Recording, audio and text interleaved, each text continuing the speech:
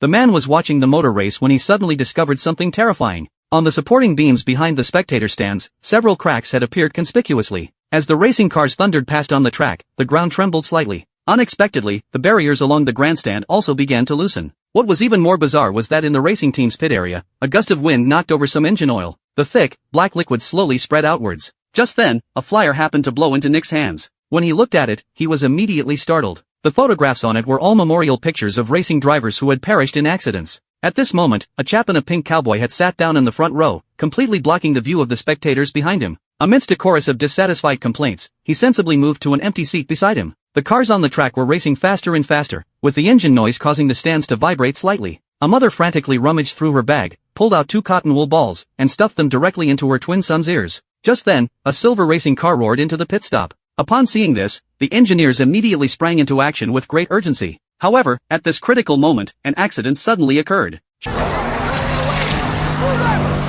Shortly after the silver car had charged back onto the track, the screwdriver dropped right in the middle of the raceway. The spectators were still cheering, and no one had noticed this deadly little object. But Nick's hair stood on end. The next second, a racing car suddenly ran over the screwdriver at high speed. Accompanied by a dull thud, the entire car body was lifted up as if by an invisible giant hand. The moment everyone stood up, the car wheel flew directly towards the spectator stands.